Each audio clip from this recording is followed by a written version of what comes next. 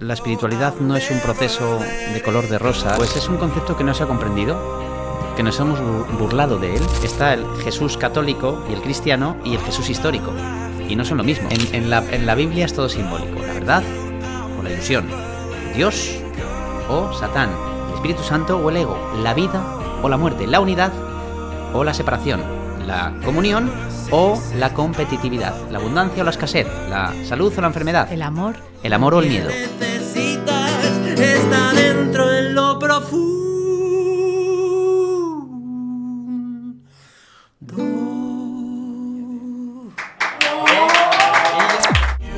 Mind in Black, el podcast de inspiración empresarial que te abre el camino. Liderado por Esther Martínez.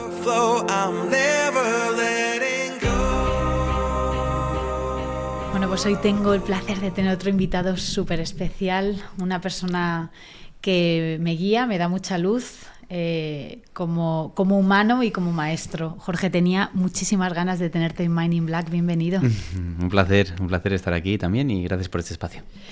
Bueno, voy a empezar dando una serie de directrices y es que los oyentes de hoy que abran bien los oídos, las orejas, lo que sea. La mente, pero sobre todo eso es la mente. No solamente los oídos, sino también la mente. Y recomiendo que tengan a mano lápiz y papel porque vamos a soltar aquí, me temo que sin querer, sin ánimo de subir demasiado las expectativas, pero me temo que aquí van a caer una serie de bombas hoy en este episodio que van a ser en algunos momentos difíciles de digerir.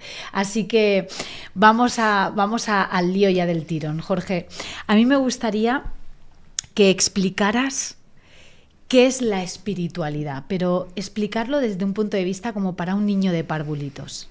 Pues es un concepto que no se ha comprendido, que nos hemos burlado de él y que hemos hecho como una fiesta universitaria con los ropajes de esta terminología. La espiritualidad, si tú lo ves, que aparte de ser a día de hoy una industria o ciertas costumbres, hemos adquirido como comportamientos que giran en torno a esto.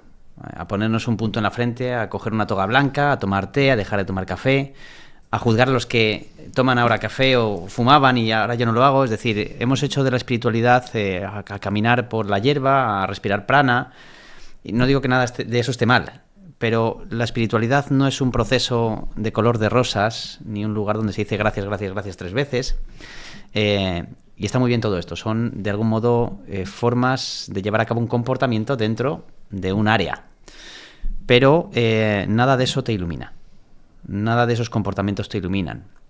De hecho, muchas veces, a través de esos comportamientos, lo que estamos haciendo es reafirmar una superioridad moral y reafirmar un ego espiritual. Al fin y al cabo, no estamos sanando la división que existe en el ser humano, que es la división mental y la creencia en la separación. La espiritualidad bien comprendida es un fenómeno salvaje, que de hecho te va a confrontar y te va a llevar por pasajes, entre comillas, dolorosos, angustiosos. Por eso no es tan popular la verdadera espiritualidad, y donde va a deshacer o a desvanecer el concepto del yo que tienes. Término que ese concepto de hecho es el principio, la causa de todos los males que estás viviendo en tu experiencia. Esto ya se hablaba en la teoría de la relatividad, ¿no? Que decía que al final la posición del observador altera el fenómeno observable y al final altera la experiencia. La posición del observador es el observador, el ego, desde el cual nos experimentamos en este mundo. La espiritualidad bien comprendida va a desmembrar ese ego, a desmembrar ese concepto que has fabricado acerca de ti mismo a través de tu pasado y que sostienes a través de la lucha inconsciente que traes a tu presente constantemente. Esto es lo que un Carl Gustav Jung denominó el proceso de individuación inconsciente a consciente. Y esos procesos es donde deshaces un rol existencial para que un maestro interior que todos tenemos dentro pueda experimentarse a través de aquello que llamas yo. Pero no es la espiritualidad no es una fiesta de disfraces. Es un proceso profundo, psicológico y de despertar. Y el despertar conlleva mucha connotación que ya nos está diciendo que despertar significa que estamos dormidos y que tenemos que poner mucha luz en todos los valores, las creencias, los sesgos, todos los sesgos que traemos con nosotros, y ponerlos en tela de juicio y empezar a observarlos desde una mirada más despierta y no hacer tanto acopio o caso a todo esto. Es cierto que de aquí me salen dos preguntas desde esta respuesta que me has dado, y una de ellas es, ¿crees que hablamos, el concepto de espiritualidad que tú has explicado, tiene algo que ver con la espiritualidad que ofrece, por ejemplo, la religión católica? A ver, religión, espiritualidad, psicología, ciencia son pilares que, aunque lo hablemos en idiomas distintas, están muy unidas. Lo que pasa es que cada uno quiere reafirmar su especialismo. La ciencia a través de la razón, de lo observable, la religión a través de la fe, la espiritualidad a través de el campo, de todas estas cosas, ¿no? Pero yo creo que hay dentro de la religión, tal y como la conocemos, hay conceptos antirreligiosos. Si nos vamos a una terminología, a lo que es la parte, a la raíz semántica de la religión, al final es alcanzar esa unidad con Dios, con la fuente, sin intermediarios. Y una de las cosas, porque por ejemplo si abrimos el área o el melón de la religión y traemos aquí un Jesús de Nazaret, está el Jesús católico y el cristiano y el Jesús histórico, y no son lo mismo. El Jesús católico o cristiano nada tiene que ver con el Jesús histórico. De hecho, el Jesús histórico, como dice un conocido en común, Pablo Dors, el mensaje de Jesús está todavía por estrenar, no lo hemos comprendido. Jesús no trajo ningún mensaje de culpa. De hecho, no hemos cumplido ninguna norma. Amaos los unos a los otros, como yo os he amado. No dijo juzgaos los unos a los otros, como yo os he juzgado. Claro, o culparos, arrepentiros por lo malos que habéis sido. No dijo nada de esto.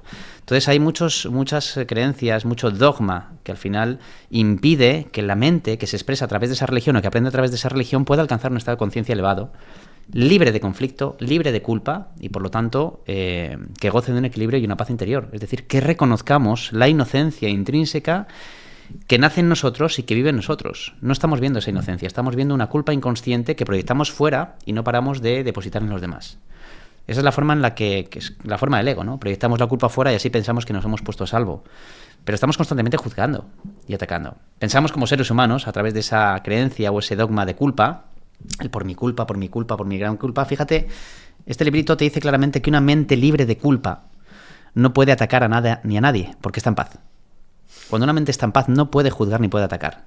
Solo puede ver la semejanza y regocijarse en la experiencia frente a todo lo que ve. El estado de conciencia que más elevado está a nuestro alcance, que más elevado se puede alcanzar por el ser humano, es esa mente que alcanzó un Buda, un Krishna, un Jesús. Es una percepción elevada, pero es que estos avatares, estos personajes, nacieron en el conflicto, no nacieron siendo dioses. Nacieron como seres humanos, vivieron su conflicto y atravesaron esas cuevas profundas de sufrimiento. Eso es lo que te iba a decir, porque tenemos la imagen, o la Iglesia nos ha querido plantear la imagen de Jesús tan pulcra, tan pura, siempre nació siendo un dios. Esto te lo he escuchado decir, soy alumna tuya y esto lo dices mucho, ¿no? Jesús atravesó también su infierno y realmente... 40 días del desierto. Es simbólico también. Todos atravesamos 40 días. ¿A qué se refería con esto? Al final, los 40 días en el desierto es todo ese preámbulo mental, las depresiones, ¿qué crees que es? Es algo simbólico. Son 40 días donde está la desesperanza, una visión desesperanzada de la vida, que todo ser humano sabe de lo que se habla. Lo que pasa es que ahí es donde él consiguió enfrentarse a esos esquemas mentales que nacen de la separación y del ego, a ese conflicto interior. Y no dejó responsabilidad fuera de sí mismo. Usó toda su fe y todo el foco en dejar de otorgar más veracidad a las mentiras de la serpiente. Cuando despejas el camino... La serpiente no era una serpiente en sí, era el ego. Es todo simbólico. En la Biblia es todo simbólico. El jardín del Edén no es un jardín real con flores y con un árbol que tenía una manzana, que no es una manzana, es un fruto. En la Biblia no citan una manzana, pero ahora se ha puesto moda la manzana. Es un fruto. Eso es por Apple. Y la gran manzana de Nueva York. Que es la tentación. No estoy de broma. Es el árbol del conocimiento. El jardín del Edén es un estado de conciencia que precede al estado de conciencia que los seres humanos tenemos ahora, que es el que hemos perdido. Hemos negado el conocimiento, y negarlo supone olvidarnos de él. El cielo es un estado de conciencia, el infierno también. Dios no es una deidad externa a ti, Satán tampoco. Ambos están en ti. Ambos son tus dos únicos caminos, tus dos únicas posibilidades. Tú tienes dos sistemas de pensamiento dentro de este sueño, como se puede citar. Tenemos dos caminos que recorrer. Puedes experimentar el cielo o el infierno, en base a las decisiones y a la toma de conciencia que vas haciendo. Ante cada circunstancia o ante cada situación, tú estás decidiendo cuál de los dos sistemas de pensamiento es real para ti. La verdad o la ilusión. Dios o Satán. El Espíritu Santo o el ego. La vida o la muerte. La unidad o la separación. La comunión o la competitividad. La abundancia o la escasez. La salud o la enfermedad. El amor. El amor o el miedo. Al final es uno a lo mismo. La verdad, lo que es o lo que no es. Tu ser o lo que crees que eres. El ego. El concepto del yo. Ante cada circunstancia estás reafirmando cuál de los dos sistemas de pensamiento es real para ti. Y aquí entra otra vez la teoría de la relatividad. La posición del observador afecta el fenómeno observable. Esto es la parte de la percepción, que si entramos es un mundo maravilloso. Pero realmente lo que estamos percibiendo es lo que nos da la gana. Es decir, estamos percibiendo desde una mente basada en la separación y en el conflicto, o desde una mente basada en el estado de conciencia que más poder contiene y que tenemos dentro de nosotros. Hemos asociado el amor como algo débil y el ataque como algo fuerte. Hay que enfrentarse a la vida para ser valiente. Nos damos cuenta que el que se está enfrentando a la vida constantemente está bajo el paraguas de la debilidad. Se está debilitando. El amor no es una parte romántica entre dos personas, que sea mal comprendido, eso es lo de Hollywood, que nos ha hecho mucho daño. El amor es un estado de conciencia que contiene muchísimo poder, un poder creativo, un poder que puede corregir y sanar enfermedades del cuerpo, científicamente se demuestra. Es cuando más estás inspirado, cuando más se crean movimientos en el mundo que solucionan problemas gordos. El amor es todo lo que nos sostiene, de hecho, y está en nosotros. Alcanzar ese estado de conciencia de cielo o de infierno sí es cuestión de una voluntad nuestra. Si estamos creyendo en la culpa y en los dogmas que rezan que a través de juzgar a los demás vas a alcanzar ese estado de conciencia elevado, estás equivocado. Es decir, ¿cómo una persona puede alcanzar un estado de paz cagándose en todo el mundo? Compartiendo pensamientos de conflicto constantemente. A mí hay una cosa que me gusta mucho pensar y es: todo pensador experimentará los efectos de su forma de pensar. Todo pensador literalmente va a experimentar los efectos de su forma de pensar. Y todos hemos nacido en este mundo juzgando. Yo he tenido que salir de ese sistema de pensamiento y comprobar de forma empírica cuáles son los resultados de un pensar distinto. Y ese pensar distinto, como digo, estas personas que vienen a este mundo nos han enseñado cuál es el camino para alcanzar ese sistema de pensamiento, porque saben que desde ahí podemos operar de una forma constructiva y no destructiva. ¿Sí? Pero nacieron y también atravesaron, por eso son ejemplos extremos. Atravesaron los conflictos al igual que nosotros, atravesaron ese desierto y supieron salir, por eso nos han enseñado algo. Si tú vienes siendo algo ya muy celeste y yo estoy en la mierda, tú no me puedes enseñar nada. La distancia que hay entre tú y yo se me pierde en la referencia, por lo tanto no eres un ejemplo para mí, no hay una empatía. Pero todas estas personas, históricamente, puedes ver las historias de ellos, han atravesado los mismos dilemas y problemas que cualquier ser humano, pero han encontrado la puerta de salida del conflicto.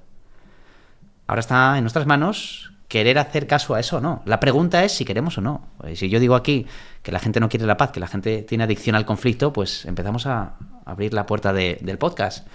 Porque realmente esto es lo que estaba pasando.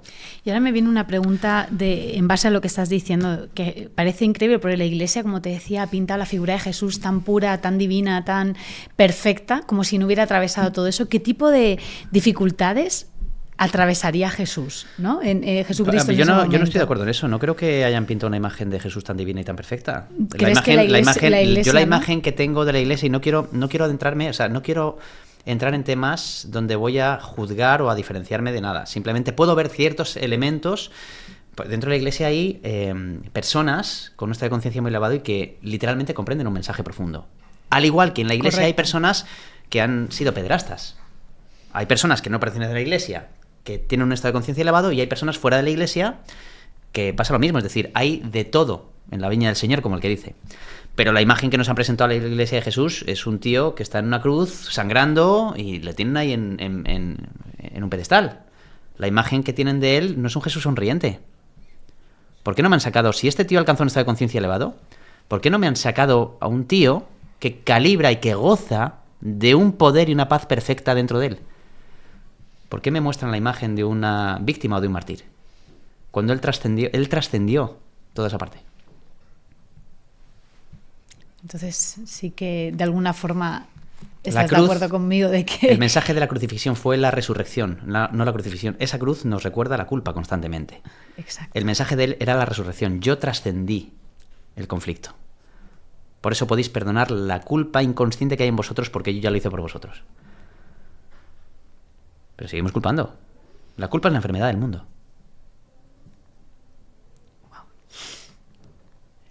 No podemos salir de este atolladero si seguimos proyectando la idea o la necesidad de cambio exterior constantemente y no miramos dentro de nosotros. Es imposible. Todas las respuestas que necesitamos como seres humanos están dentro.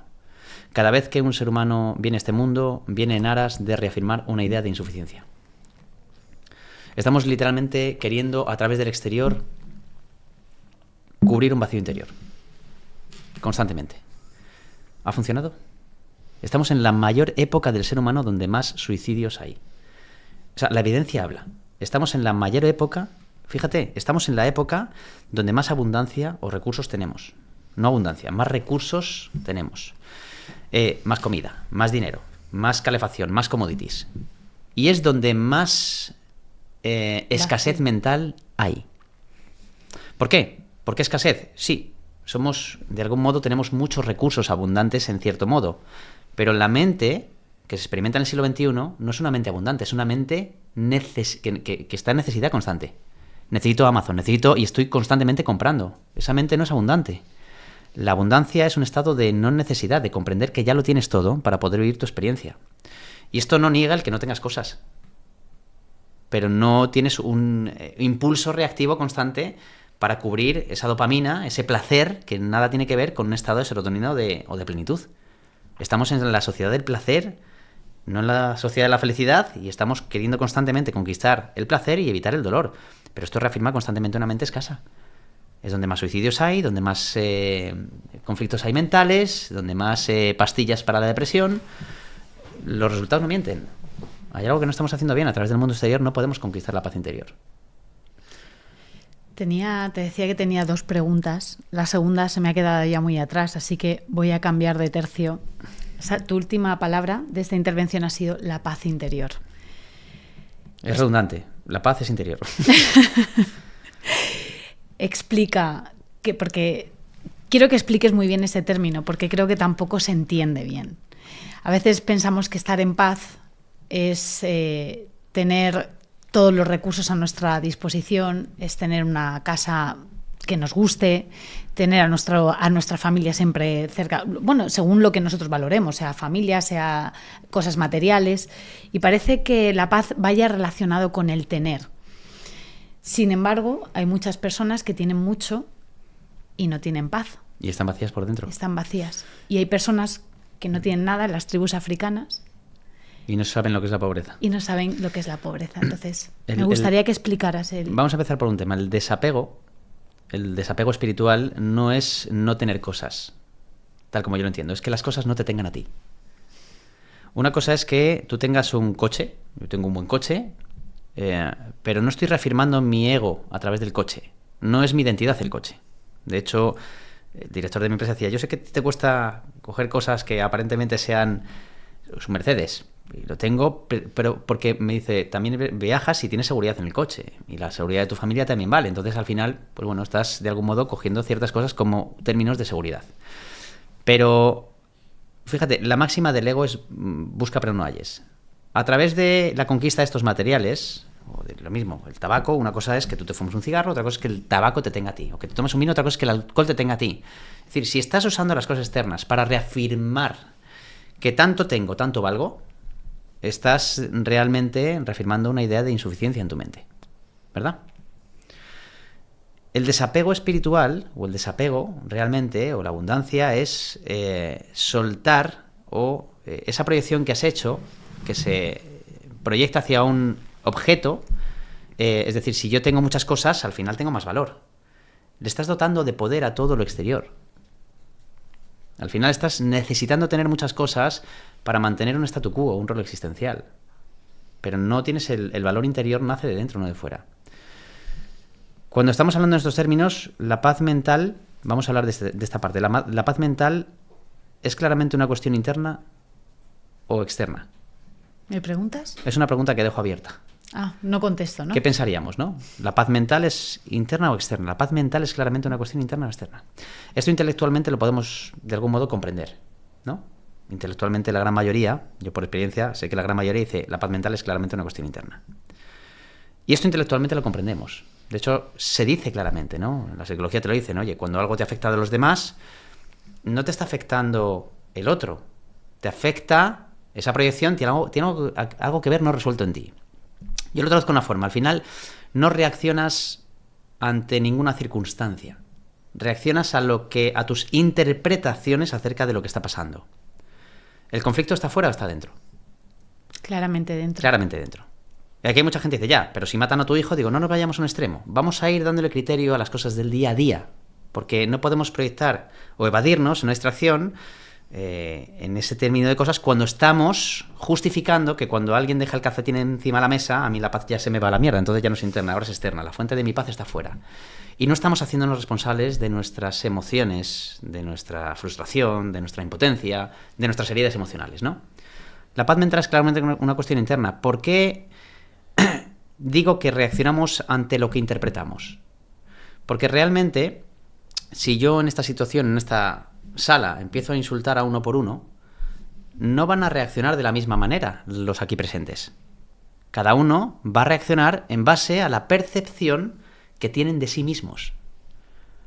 Esa percepción le va a dar una respuesta, una interpretación, todo esto pasa muy rápido, y esa interpretación es lo que va a hacer que yo reaccione ante lo que pasa. Esa interpretación, de hecho, procede de un pasado. Todos estamos basando nuestra percepción en base a lo que hemos vivido, nuestra historia. Pero es que lo que hemos vivido es subjetivo, no es objetivo. Esto lo explica muy bien un Gabor Maté. Eso que has vivido, o ese trauma, o esos hechos conflictivos, no suceden en un lugar o en un calendario. El trauma es un recorrido cognitivo, una respuesta cognitiva que has dado a un suceso. Volvemos a lo mismo. ¿Dónde está el problema? En uno mismo. Por lo tanto, la solución también está en uno. Si entendemos que al final estamos reaccionando, pues si realmente el mundo exterior fuese la fuente de nuestra paz o de nuestra falta de paz, todos reaccionaríamos de la misma manera ante la misma situación. A mí me gusta mucho poner el ejemplo de la música. Y siempre digo lo mismo, ¿tú crees que la música te puede hacer sentir cosas? ¿La gente que respondería? Que sí. Que sí. Yo aquí voy a decir que no. Tengo que llevar la contraria un poco en esto, ¿no? Y vamos a matizar. Obviamente todos, cuando escuchamos música, todos es inevitable que sintamos cosas. Pero en última instancia, y lo voy a decir despacio para que se comprenda, por eso hay que abrir la mente en esto, en última instancia no es la música la que tiene la capacidad de hacerte sentir nada. Lo ponemos en otro ejemplo. Si yo aquí te pongo una canción de Gloria Estefan, por ejemplo, y somos 100 en la sala, ¿tú crees que esa canción tiene la capacidad de hacernos sentir a ti que te da igual, a uno le conecta con una emoción brutal, a otro le duele la cabeza? ¿Tú crees que la canción tiene la capacidad de hacernos sentir algo distinto a cada uno? No. No. Si esa misma canción yo te la pongo 100 veces, ¿tú vas a sentir lo mismo 100 veces? 100 veces seguidas. Probablemente sí. O probablemente no. Si yo te la pongo 100 veces seguidas, a lo mejor la primera te conecta y la última estás hasta las narices. Ah, bueno, si me gusta al principio, si te refieres a que me gusta, Sí, hombre, si la te escucho gusta. 100 veces, probablemente... Esa misma canción, si te la pongo a las 5 de la tarde o a las Sí. 3 de la mañana, lo mismo. Vale, no te había entendido la pregunta. Voy Ahora cambiando sí. el foco, ¿no? ¿Qué significa todo esto?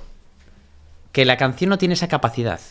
Exacto. Es nuestro estado de conciencia. Nosotros vamos con un estado de conciencia y cuando entramos en contacto con la experiencia, esto, nuestra percepción de las cosas, es lo que nos hace sentir de una forma o de otra forma. Y esto está claro. Si te voy a la práctica más simple, es decir, si tú cambias la forma de pensar que tienes, ¿cambiaría tu forma de vivir? Si cambias tu mentalidad, ¿cambiaría tu experiencia? Sí. Sí, son preguntas simples que podemos ver.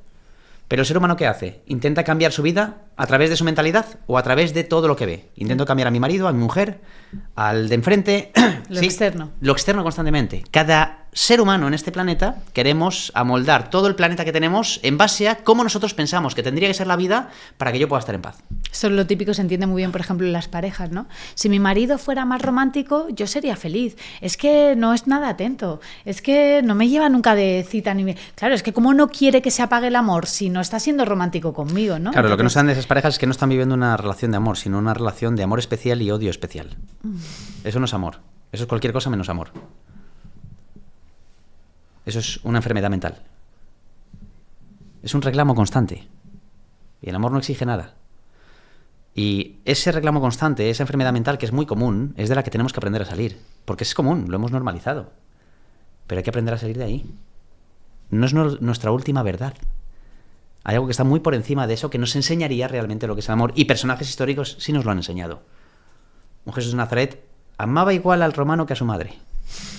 Porque él dejó de percibir diferencias en el mundo. Alcanzó un estado de conciencia donde no percibía diferencias. Soltó la percepción de la dualidad para alcanzar la conciencia de la unidad. Por eso él experimentaba el amor dentro de sí mismo y gozaba de ello. Y por eso sanaba y se sanaba a sí mismo. Qué difícil de entender. Es simple, no es difícil. Lo que pasa es que no queremos comprenderlo. Ya, pero lo simple es complejo o sea, es difícil para las mentes complejas, ¿no? La simplicidad no puede ser percibida por mentes complejas.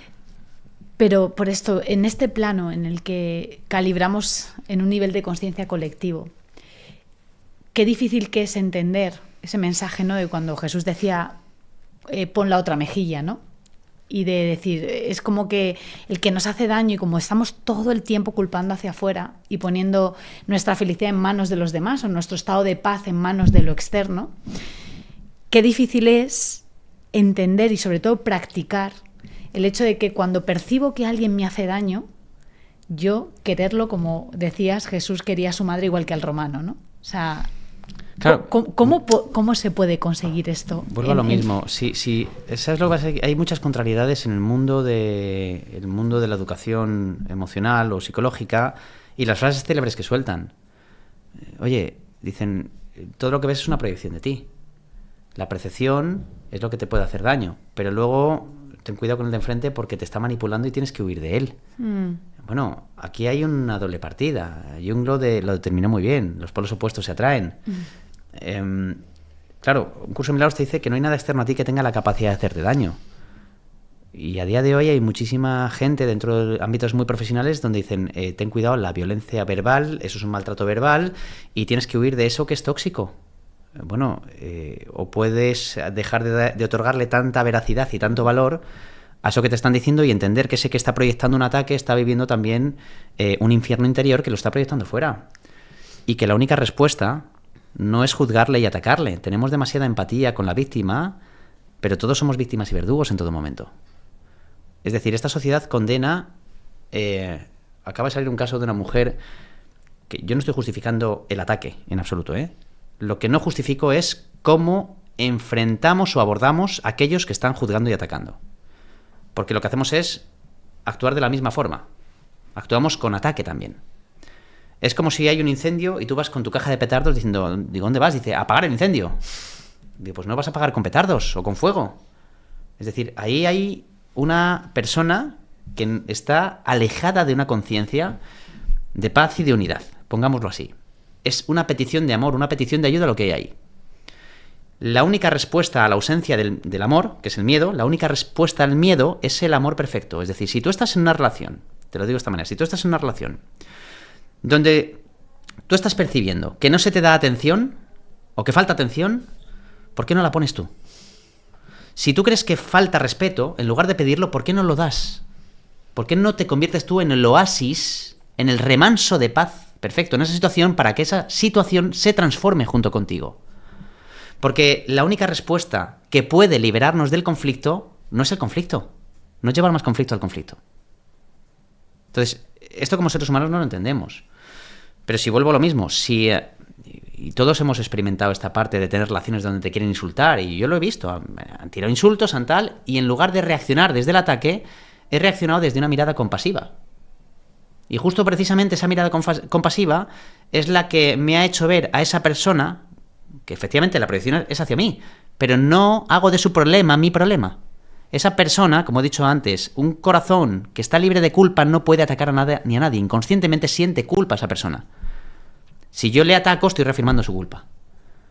Pero si yo puedo ver a través, si puedo relajar la vista, destensarme, soltar mi ego, quitarme de en medio y aprender a mirar con una mirada que esté por encima del campo de batalla, voy a poder ver una petición de ayuda en lugar de un ataque hacia mí.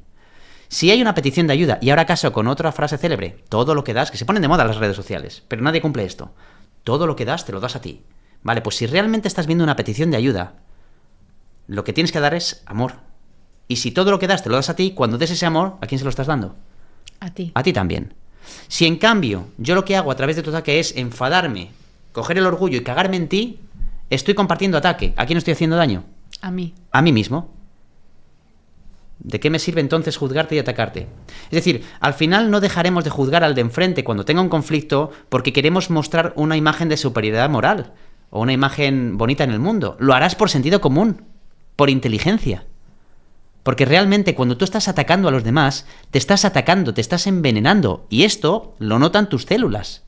Estás entrando en el sistema simpático. Estás haciendo que toda la sustancia bioquímica mantenida en el cuerpo que oxida, que envejece y que realmente genera tumores, etcétera, etcétera, y que te destroza todo el ecosistema de la microbiota, lo estás llevando a cabo a través del ataque. En última instancia eres tú el que estás, o el que has elegido o has asociado que el ataque, que llevar a cabo un ataque, te va a llevar a alcanzar la paz. Si te juzgo y te ataco, al final conquistaré mi paz. Es imposible. No puedes alcanzar la paz cagándote en los demás, lo he dicho al principio. Y esto, aunque parezca muy complicado, al final es la simplicidad de las cosas. Lo que pasa es que ahí entra el ego y el orgullo. Entonces, si no ataco, me van a pasar por encima. No, no te pueden pasar por encima. Te vienen esas al revés. afirmaciones de es que no puedo permitir que... No puede, ese es el orgullo. Pero no es permitir. Lo que tienes que tener determinación y dilación, o tienes que poner, digamos, una fuerte determinación ahí, emprendimiento es al ego. Esa es tu mentalidad de querer atacar al otro. El ego, el único que se fortalece en la lucha es el ego. Nadie más. Esta es la parte del ser humano que algún día tendremos que ver. Yo creo que lo que más ansía el ser humano es alcanzar, estamos siempre en búsqueda constante de esa paz interior de la que hablábamos, que es mucho más simple, pero que no, nuestra mente no está diseñada para encontrar esa simpleza, pero también sobre todo cómo apartar a ese ego, ¿no? Porque entra en juego el orgullo que hablábamos, entra en juego también los diferentes mensajes, ¿no?, de dualidad que también recibimos en la sociedad, ¿eh? O cuando somos pequeños también, ¿no? ¿Qué madre no le ha dicho a su hijo, tú no pegues, pero si te pega, devuélvela, ¿no? O sea, ya desde pequeño nos han programado un poquito así y a reaccionar ante el ataque. Cuando realmente el ataque, ¿no?, la culpa, ¿cuál es el antídoto?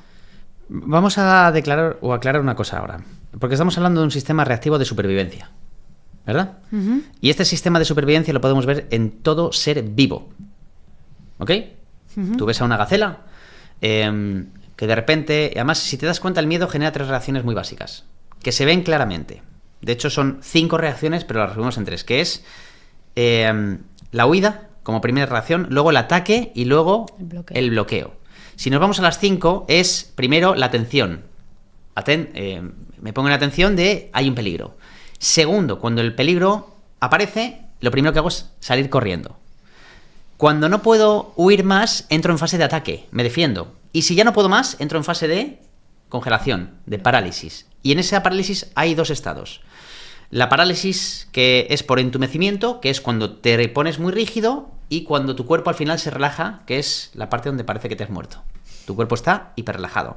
Estas 5 fases, es decir, lo resumimos en 3: huida, ataque y bloqueo. Estas 3 fases las tiene todo ser vivo. Un oso, si tú vas con un tanque, lo primero que hacer es huir. Cuando no tenga salida, va a sacar las garras y cuando no pueda más, se va a hacer una pelota. ¿Sí? Es el sistema de supervivencia, que es el sistema simpático. Dentro de la huida y el ataque está es la fase adrenérgica. Es cuando sacas toda tu energía para poder huir o atacar.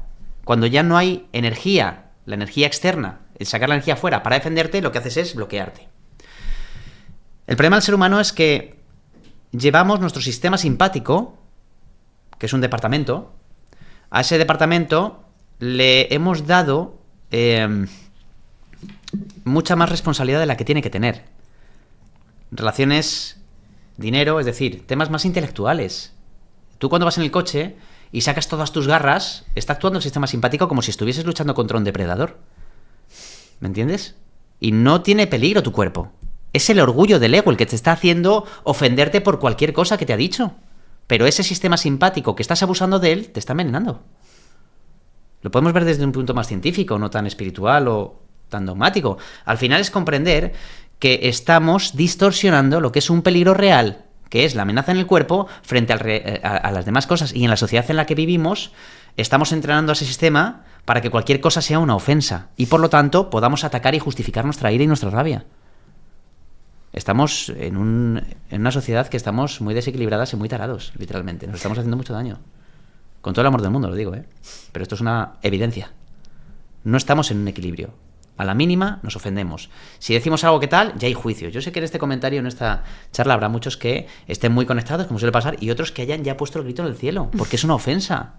No se dan cuenta de que se están haciendo daños a sí mismos. Al final, las conversaciones, las palabras... Confundimos además muchas veces a día de hoy la libertad de expresión con el derecho a juzgar y atacar. Esto es una libertad de expresión. El que yo empiece a insultarte ya es un ataque, no es una libertad de expresión. Libertad de expresión es que yo piense una cosa y pueda expresarlo libremente en un entorno seguro. Y claro que tiene que haber libertad de expresión e ideas contrarias que puedan convivir entre sí. Otra cosa es cuando ya sacamos las piedras y las lanzas. Esto ya no es libertad de expresión. ¿Es que es mi libertad de expresión? No, eso es un juicio y un ataque. ¿Me sigues? Entonces, confundimos nuestros derechos con nuestros deseos. Ahora mis deseos, alguien me los tiene que poner, por lo tanto es mi derecho. No, tu derecho es otra cosa. Estás confundiendo derechos con deseos, estás confundiendo libertad de expresión con ataque. Estás confundiendo ser responsable con ser culpable. Estás confundiendo de poner las armas con ser un sumiso. Hay muchos conceptos que habría que volver a desempolvar y a mirar de frente, porque son grandes valores que nos pueden transformar como conjunto y elevarnos a un estado mucho más equilibrado del que estamos. Hay muchos conceptos que me gustaría que aclararas y de los que me encantaría hablar. Lo que pasa es que nos tiraríamos aquí horas y horas. Yo no tengo ningún impedimento, pero a lo mejor tú un poco sí, de estar aquí mucho tiempo. Pero sí que me gustaría aclarar conceptos. Bueno, ahora estabas hablando de la culpa, por ejemplo, ¿no? Claramente lo confundimos con la responsabilidad. No es lo mismo sentirnos culpables que responsables. Pero también, una vez más, volvemos a ese programa, ¿no? A ese programa que hemos tenido desde que éramos pequeños, ¿no? De nuestro sistema familiar. También la religión, volvemos a este tema, lo ha apoyado mucho, ¿no? La oración esa que dice, por mi culpa, por mi gran culpa, ¿no? También la religión ha alimentado mucho eso de la culpa. Cambiaría mucho la percepción si lo miráramos desde el punto de vista de la responsabilidad, que es muy distinto.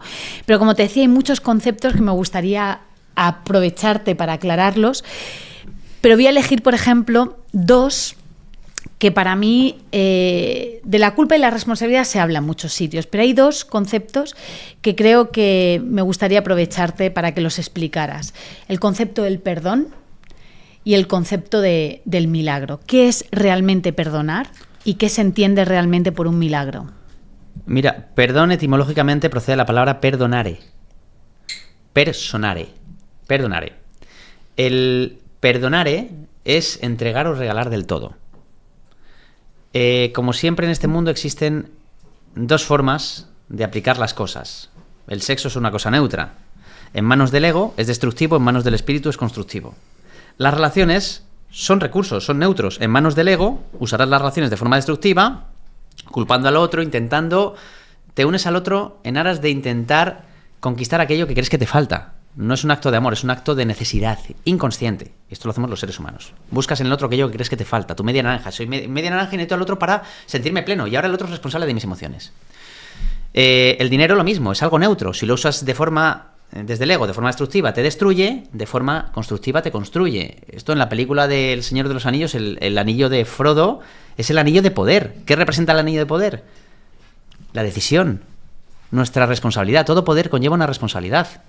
Ahí aparece Frodo y aparece Gollum. Gollum, que es la sombra de Frodo. Es la tentación. Es nuestra sombra. Es ese otro yo nuestro, que es el débil, y que como hagamos caso el ego, fíjate el final que ha tenido, si no han visto la peli de Señor de los Anillos, ya han pasado muchos años, ¿eh? Sí. Aquí el spoiler, si no, haberos puesto las pilas.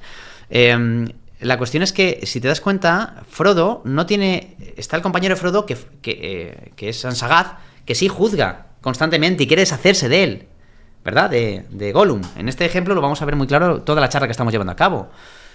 Frodo no le juzga, Frodo tiene compasión por él. Lo cual no quiere decir que se deje someter por él, ni ser un sumiso de él. Pero le ve con compasión, pero él tiene claro su camino. ¿Verdad? Uh-huh. En cambio, Sansagath sí está todo el rato atacándole, queriendo matarle, queriendo sacarle. Frodo se da cuenta de que está lidiando con su sombra. Es su tentación. Este ha recorrido un camino, Gollum. Él ha usado el anillo de poder para su propio beneficio, para su ego. Por lo tanto, se va oscureciendo y se va enfermando. ¿Verdad? Uh-huh. Frodo usa el anillo de poder para un bien mayor, para la salvación del mundo. Es decir, para servir al mundo. Por lo tanto, sana. El final de cada uno, además, es muy claro. Uno acaba en el infierno, arquetípicamente, las llamas, la roca. Es el arquetipo del infierno, el símbolo del infierno. Y Frodo se ve cómo va con el mago, que es el arquetipo del iluminado, atravesando con la barca el río hacia el otro lado, el cielo.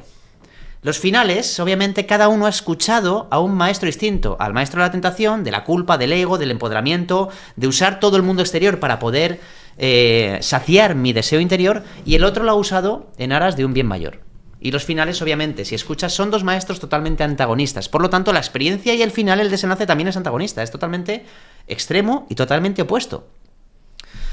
El perdón, en manos del ego, es destructivo, porque reafirma la culpa. En manos del espíritu, lo que hace es desvanecer y deshacer todos los pensamientos de ataque que hay en tu mente. Es decir, el ego usa el perdón para reafirmar la culpa, que es el perdón en terminología eclesiástica, el que nos han enseñado. Por favor, perdóname por lo que he hecho. Estoy reafirmando que soy culpable, ¿no? O yo te perdono a ti por lo malo que has sido. Estoy reafirmando que eres culpable. En ambas partes estoy reafirmando la culpa. O esta de que me encanta, yo perdono pero no olvido. Perdono pero no olvido. Bueno, no estás perdonando nada. Estás reafirmando la idea de culpa y estás alimentando la resignación dentro de ti. El perdón es perdonar los pensamientos que tienes acerca de lo que ves. Un pensamiento de juicio. Si yo estoy diciendo que tú eres insoportable y que eres una mala persona, no tengo que perdonarte a ti. Tengo que perdonar los juicios o los pensamientos que tengo acerca de ti, porque así me beneficio. Estoy reconociendo que estos pensamientos de juicio y de ataque contienen un objetivo oculto que impiden que yo alcance la paz, porque yo a través de los pensamientos de juicio y de ataque no puedo percibir más que juicio, ataque, conflicto y por lo tanto desesperación, injusticia. Deponed las armas. No es de poner las armas físicas, es de poner las armas mentales.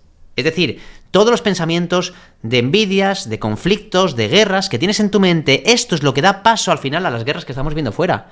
Las guerras de fuera son las manifestaciones de guerras previas que se han macerado en la mente de alguien. Pon las armas. Pienses que eres responsable de lo que piensas y no de lo que haces, cuando en realidad eres responsable de lo que piensas, pues es ahí donde se origina la causa de todo lo que ves.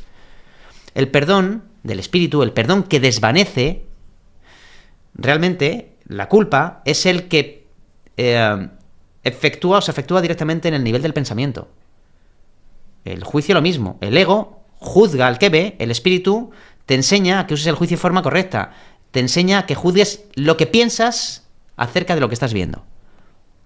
Porque tú estás percibiendo, repito, desde una subjetividad y desde una mente conflictiva. Y eso te lo estás creyendo. Eso es de necios.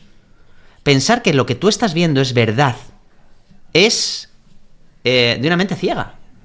Porque nadie entiende que lo que ve, o nadie puede ver la verdad de primero. Todos estamos, de algún modo, viendo el mundo desde una parte muy subjetiva. Por lo tanto, no estamos conociendo lo que vemos, estamos percibiendo lo que vemos. Ya estamos juzgando lo que estamos viendo. El juicio correctivo es reconocer que no sabes lo que estás viendo. Y que si percibir la culpa en el otro, yo lo digo muchas veces, y ahí es cuando tengo un conflicto con mi relación o tal, esto lo aprendí hace mucho tiempo y me ha sacado de muchísimos conflictos. Y de hecho es la piedra angular de la resolución de los problemas que se podían haber dado y no se han dado, al revés. Se ha reconstruido una relación con unos pilares increíbles. Pero yo cuando estaba cagándome en el de enfrente, ya sea mi relación o sea quien sea, siempre digo, como el curso de milagros dice Espíritu Santo, ¿no? Espíritu o mente superior, llámalo como quieras, ayúdame a percibir a mi hermano con tus ojos y no con los míos, porque la forma en la que yo percibo al de enfrente me está haciendo daño. Fíjate qué frase. Ayúdame a percibir a mi hermano con tus ojos, con ojos de inocencia y no con los míos, pues la forma en la que yo te estoy percibiendo, le estoy percibiendo a él, me está haciendo daño. Yo estoy poniendo mi foco de corrección en la forma de percibir las cosas. Repito, no significa que percibirlo de esta forma te haga ciego y no veas que el de enfrente está atacando o está... Pero no estás viendo culpa en él, estás viendo a un semejante que lo está pasando mal, que está proyectando la culpa. Si lo percibes desde ahí, si percibes expresiones de amor o peticiones de amor, ambas cosas llevarán amor a tu conciencia. Esa es la forma en la que el espíritu te quiere enseñar a percibir. Que veas expresiones de amor de ti hacia los demás o de los demás hacia ti, o que veas peticiones de amor. Si percibes desde ahí solamente, ambas cosas llevarán amor a tu conciencia. Y el que se beneficia eres tú. Tu forma de actuar cambiará muy radicalmente. Por tanto, Jorge, el milagro... Es un cambio de percepción. No es un efecto que desafía las leyes naturales, que al final como efecto se pueden ver resultados en el mundo exterior, ya que el pensamiento siempre cobra forma en algún nivel. Todo lo que no vemos es lo que crea lo que vemos. Pero un milagro bien comprendido es dejar de percibir con la mente del ego, aprender a ver y a evaluar honestamente lo que tu sistema de pensamiento te ha traído a tu vida, porque no paras de protegerlo. Cuando percibes que ese sistema de pensamiento no te está llevando a la paz, puedes ponerlo en tela de juicio. Desde aquí sí tienes que hacer un acto de fe. ¿Hacia qué? Hacia otra forma de pensar distinta, que aún es desconocida. Por eso es un acto de fe. Tienes que aprender a soltar tu sistema de pensamiento y a abrirte a percibir desde un paradigma distinto. Entonces sí tendrás una dirección hacia la cual poder aprender lo que es el perdón y lo que es el milagro. Pero mientras tanto, ni la palabra perdón ni la palabra milagro pueden tener significado. De hecho, serán palabras que realmente te aburran, porque estás asociándolo con un pasado que no habla de estas palabras, habla de tu pasado. Estás confundiendo el perdón y el milagro con una historia de un colegio de curas o con algo de esto, y es normal que mandes a la mierda estos conceptos porque viviste un pasado conflictivo. Pero no hay que cambiar el concepto, hay que cambiar el significado del concepto para entenderlo bien. Ya que mencionas el pasado, explica esto de que estamos viviendo constantemente en el pasado. O sea, nos creemos que nos olvidamos del momento, el único momento real, ¿no? Que es el ahora, ¿no? O sea, sí. Esto es muy bonito decir, ¿no? Y también hay muchas frases sobre esto, sobre aquí y ahora, ¿no? Hasta yo he visto miles de tatuajes de estos en personas que realmente se pasan la vida preocupándose, lamentándose por lo que ocurrió, viviendo deprimidas por lo que pasó o añorando un pasado, o preocupadas o con ansiedad y con problemas de ansiedad porque les preocupa un futuro. En realidad, todo esto nos hace perdernos el verdadero momento, ¿no? Que es el ahora. La vida. La vida es el presente, la muerte es el pasado y el futuro. El presente es no un lugar ni momento, es la ausencia de tiempo. El instante presente es la ausencia de tiempo, es el reflejo de la atemporalidad, de la eternidad. Es kairos, no es cronos. El pasado y el futuro son una invención de tu mente. De hecho, no existe ninguno de los dos. Y nosotros pensamos que hay 3 tiempos, pasado, presente y futuro. Si somos más específicos, hay 2 tiempos otra vez. Bueno, 2 tiempos. Está la atemporalidad, la eternidad y la temporalidad. El presente y el pasado, no hay más. Y tú dirás, sí, también hay un futuro. Digo, bueno, ¿puedes pensar en el futuro? ¿Puedes pensar ahora en el futuro, por favor? Puedo pensar. Sí. Piensa en el futuro. Invito a la gente que piense en el futuro, por favor, pensar en el futuro. Para pensar en el futuro, ¿dónde has tenido que ir? Al pasado. A tu pasado. La referencia, para imaginarte un futuro, tienes que ir primero al pasado, a una referencia y tener una base desde la cual poder proyectar ese pasado hacia adelante. Uh-huh. En el pliegue, pasado y futuro son lo mismo. Dependen el uno del otro. Tu mente está absorbida por pensamientos del pasado. Es por eso que no puedes comprender el presente y es por eso que no puedes comprender nada en absoluto. El presente, en el instante presente, cuando tú suspendes todos los pensamientos de conflicto, el pasado es conflicto, el presente no tiene conflicto. Fíjate qué frase dice el Curso de Milagros. Perdonar es recordar todos los momentos, todas las expresiones de amor que diste en el pasado y todas las que se te dieron a ti. Todo lo demás debe olvidarse. Cuando eso sucede, cuando haces ese proceso minucioso de ir limpiando todos los TEPT, todos los trastornos de estrés postraumáticos, todas las memorias conflictivas, todos los juicios, todos esos valores que reafirman la separación y el conflicto. Cuando vas haciendo ese barrido, tu pasado deja de estar en conflicto con el presente. Cuando tú liberas al pasado del conflicto, pasado y presente dejan de estar en conflicto. Por lo tanto, se funden como uno solo y se extienden hacia el futuro. Pasado, presente y futuro se convierten en un solo tiempo. Cuando nosotros tenemos conflictos pasados, estamos reafirmando, de hecho, nuestro ego constantemente a través de lo que llamamos presente. Es decir, esto se llama engrama en psicología. Tú no estás viendo el presente. Tú estás viendo una memoria tuya a través del presente que nace del pasado. Es tu parte subjetiva. Todos estamos, de algún modo, relacionándonos con nuestro pasado en lo que llamamos el presente. Nadie se relaciona con el presente. Todo el mundo, de algún modo, podemos pensar que sin un ego o sin esos juicios pasados aparecería el caos y el equilibrio. Y yo digo que no. Yo digo que sin esos juicios pasados tendríamos la paz y el equilibrio ahora. No podemos traer la paz al presente basándonos en conflictos previos que nos están anticipando una batalla constante y estar atacando constantemente. Cuando estamos percibiendo desde el pasado, por eso tenemos que entender que no nos relacionamos con el otro, nos relacionamos con las ideas que tenemos acerca del otro. Y estas ideas proceden del pasado. Estoy relacionándome constantemente con mi pasado. Cuando una mujer, tú, has tenido una figura paterna, una figura materna, tienes una epigenética, la sangre que tienes, toda la información de tu sistema, los traumas, las historias de ellos, se han transmitido a tu generación a través de la sangre. La información epigenética y genética viene a través de la sangre. Toda esa parte condiciona también tu percepción. No ves la vida desde Esther. Ves la vida desde Esther, desde tus padres, tus abuelos, tus bisabuelos. Todo ese pasado te condiciona. El pasado histórico del mundo condiciona la visión presente. Hasta un Jesús de Nazaret. Hay gente que le gustará y hay gente que no. Te guste o no, te condiciona. Hasta el calendario está marcado por él. No por él, a través de él. ¿No? Entonces el pasado es un concepto que nos condiciona y que sí se puede usar de una forma creativa y constructiva. Y la única forma creativa y constructiva es aprendiendo a perdonar todos esos conflictos. En muchas sesiones hay mucha gente que dice, ya, pero yo no puedo perdonar el que cuando fui pequeño me abusaron. Pues si no puedes perdonar eso, vas a estar trayendo ese dolor para reafirmar que el otro es culpable, vas a mantenerte todo en el infierno durante muchos años más. Es decir, es verdad que a tu cuerpo se le pudo atacar en ese momento pasado, pero no pares de traer tu pasado constantemente al presente para reafirmar que tú fuiste víctima y otro verdugo. Pero esa forma de pensar no te saca de ahí. No te saca de ahí. No digo que perdones por el otro, hazlo por ti. Porque para salvarte tú de ese infierno mental que estás trayendo. Han pasado 40 años. ¿Tú crees que tienes la capacidad de sostener ese conflicto durante 80 años más?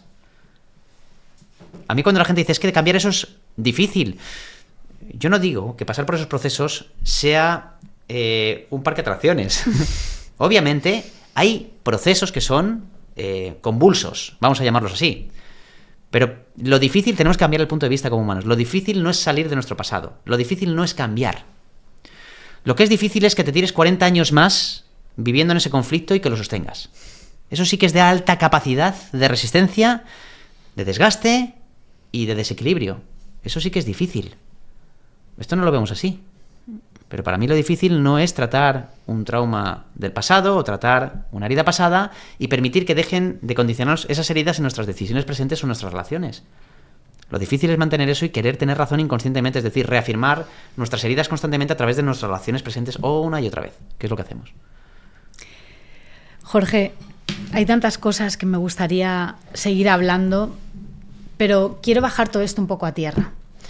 Y además, a mí me encanta una cosa que dices, eres una persona súper inspiradora, muchas personas te llaman maestro, te seguimos muchos porque nos ayudas, nos acompañas, ¿no?, en este proceso. Pero tú siempre nos dices que no te gusta que te endiosemos, que eres un hermano más, que eres un semejante a nosotros, y yo así te veo, muy inspirador, pero de verdad te veo como un hermano y me veo mucho a través de ti y me recuerdas quién soy, ¿no? Me ayudas a recordarme.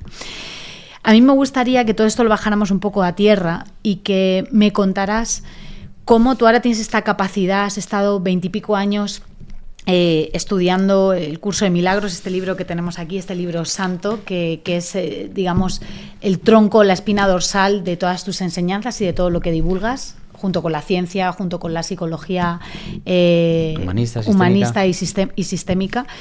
Pero ¿cómo Jorge llega a esto? Porque tú eres un humano.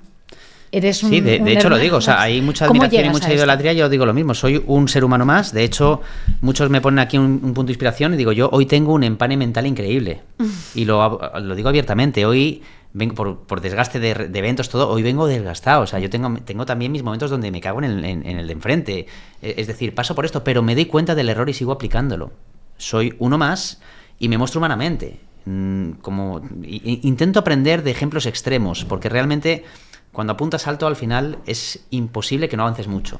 Para mí, mis ejemplos extremos son personas que han alcanzado estados de conciencia muy elevados.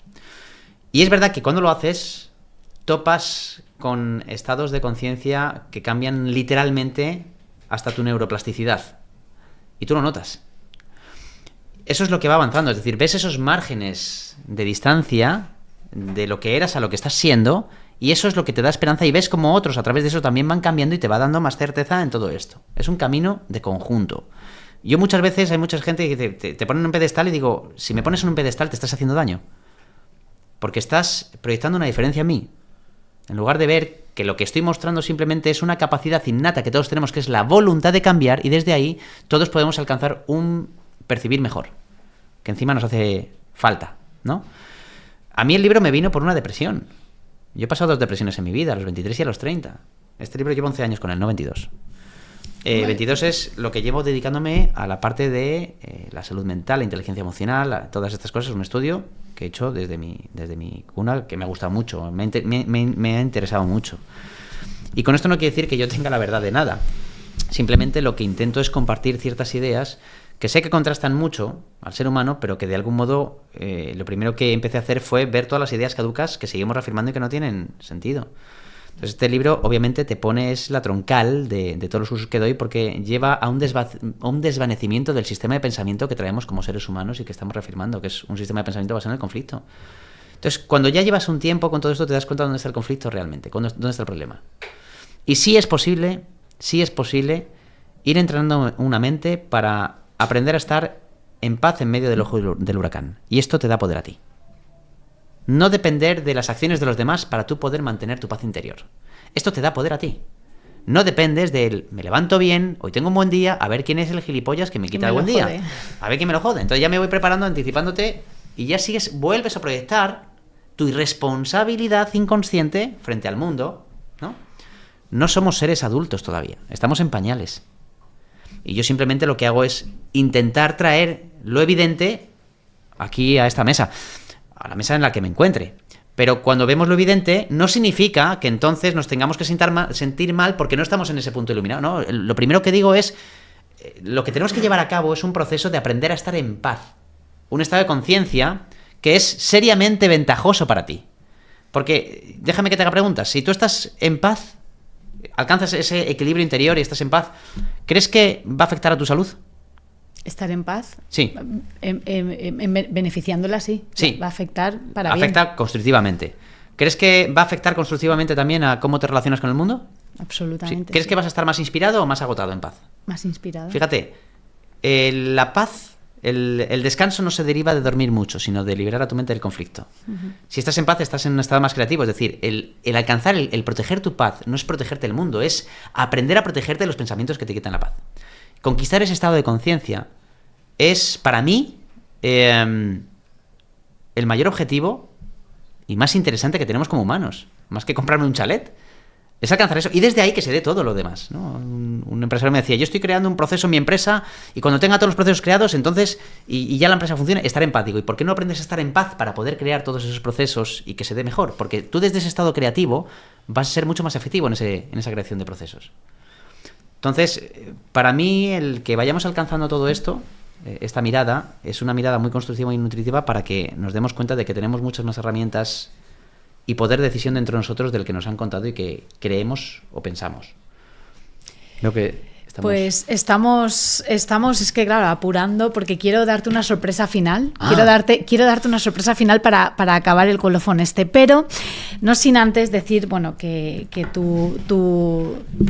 tu espina dorsal, ¿no? de esa metodología que has creado es un curso de milagros, pero tengo que decir que esto está diseñado, pues bueno, para tener una apertura mental muy grande. Hay un libro previo a este. Este no es mío, ¿eh? Esto es un libro que yo he comprado en el Corte Inglés. Eso es, vágame, ¿eh? Déjame que termine.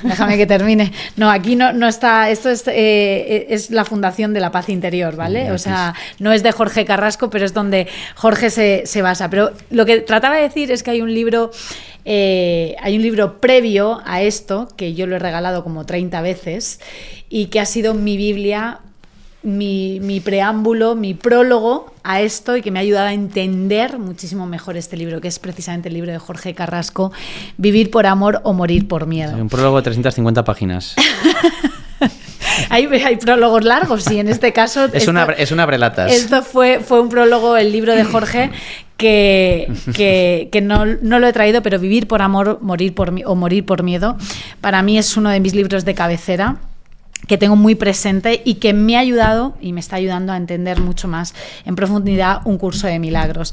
Pero además, Jorge, me ayudas cada día desde el Instituto de Desarrollo Interior, que también me gustaría nombrarlo porque creo que la labor que hace el Instituto es maravillosa, y desde aquí es una invitación a todo aquel que quiera conocer esta metodología, toda esa persona que vaya en busca de esa ansiada paz interior y que de verdad se haya cansado de decir, ya no puedo más con este dolor, ya quiero dejar de victimizarme, ya quiero empezar a abrirme a otro tipo de percepción y a entender el mundo y a ver con los ojos, en este caso, del Espíritu Santo, pues bueno, pues que la puerta de entrada está aquí, en Como este digo yo, instituto. a ser parte de la solución y no a seguir siendo parte del problema. Efectivamente, esa es la frase que clausura perfectamente esto, a ser parte de la solución y no ser parte del problema.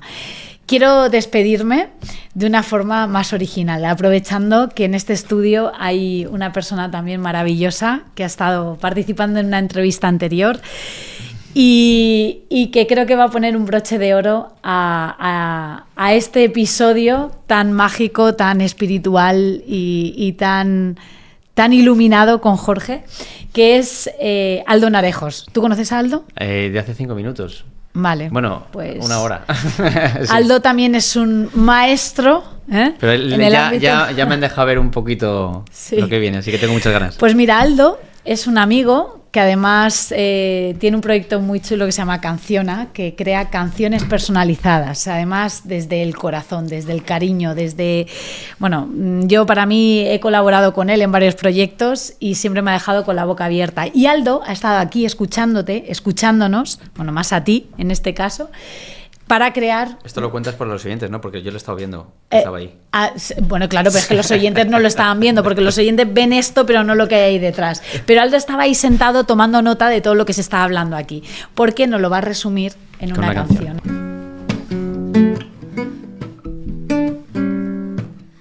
Te crees espiritual porque caminas por la hierba, porque dices gracias, gracias, gracias ante las afrentas, porque llevas un puntito en la frente dibujado, porque llevas toga blanca, porque cocinas vegano. Todo pensador va a experimentar los efectos de su propia forma de pensar. Einstein ya lo dijo, es una verdad salvaje. La posición del observador altera el fenómeno observable. No reaccionas a lo que pasa, sino a tu interpretación. Si no, todos tendríamos la misma reacción. Y tu interpretación es en base a tu pasado, y tu pasado es un recuerdo subjetivo no probado. Es científico decir que el amor mueve este mundo. Todo lo que necesitas está dentro en lo profundo.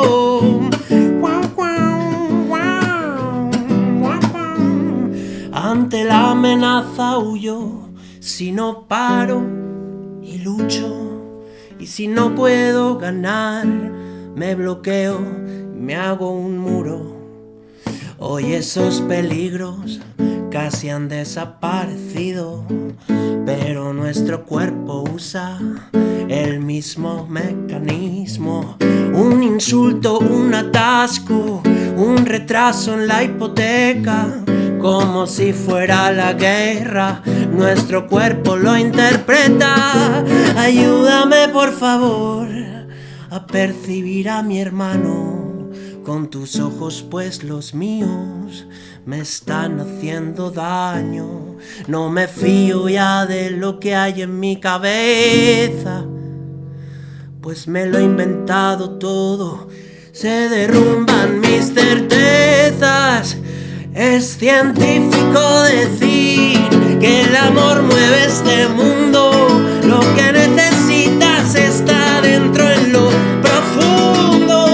Es científico decir que el amor mueve este mundo. Lo que necesitas está dentro en lo profundo.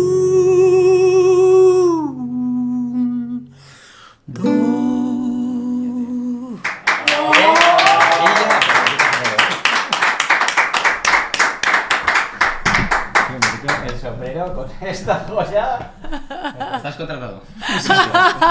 Ha quedado grabado. Y con esto, gracias, amigo. Ay, qué maravilla. Yo sí que... De verdad me ha encantado. Oye, pues se nota, ¿no? Para mí sería un placer el que esta parte dentro de lo que hacemos, me encantaría. El tenerte ahí con nosotros también y que te vean las miles de personas en un evento y trasladar este resumen, que creo que es lo que deja grabado en sintonía y en melodía lo que todos tenemos dentro. Yo siempre digo que aquí no vengo a enseñar nada nuevo, sino a recordar lo que sabemos, pero que no sabemos que sabemos. Totalmente. A mí me ha resonado un huevo. Qué maravilla. Haremos cositas. Seguro pues, que sí. Encantadísimo. Me encanta que de estas bonito? cosas no solamente aportemos valor, sino que surgen estas sinergias. A mí amo las colaboraciones y disfruto mucho conectando a personas. No sé por qué, me vendrá de alguna herida o de algo. Pero cuando lo ha cantado, pero me yo he sentido que ha cogido más peso lo que he dicho. Sí, ¿verdad? Ha sonado como todavía más bello, ¿verdad? Con música. Total. Música celestial, No, literal. Es genial porque es como una... O sea, que haya pasado esto, porque yo no tenía esto programado, obviamente. No, lo sabemos. Antes estaba en una entrevista que me estaba haciendo Dani y cuando me iba a ir me han dicho que llegabas y, oye, tienes que escuchar a este señor que dice unas cosas impresionantes. Y digo, Este chaval. este chaval. No quiero empezar a proyectar la culpa sobre ti. Y digo, coño, me quedo aquí, escucho y voy escribiendo. Y ya... Qué maravilla. Y claro, no me esperaba esta potencia de mensaje, claro. Entonces al final le pones pasión y música a verdades así. Bueno, he de decir que has escuchado una cuarta parte de lo que yo tenía aquí previsto, porque quería preguntarle a Jorge muchísimas más cosas, pero volveremos, haremos otro, ¿vale? Haremos otro, Jorge. Bueno, capítulos. Que espero que te haya gustado este cierre. Gracias, Aldo. Gracias. Así que nos quedamos con el compromiso de que vuelves, ¿no? Sin duda. Muchas gracias, amigo. Un placer y un regalo tenerte en mi vida. Gracias. Si te ha gustado este episodio, ayúdame a que llegue a más personas. Y recuerda esto, las oportunidades brillantes esperan a quienes se atreven a comunicar. Así que si quieres aprender a comunicar desde tu parte más auténtica para crear un impacto en tu audiencia, ponte en contacto conmigo a través de redes sociales o por correo electrónico, justo el que aparece aquí debajo, en la descripción de este episodio.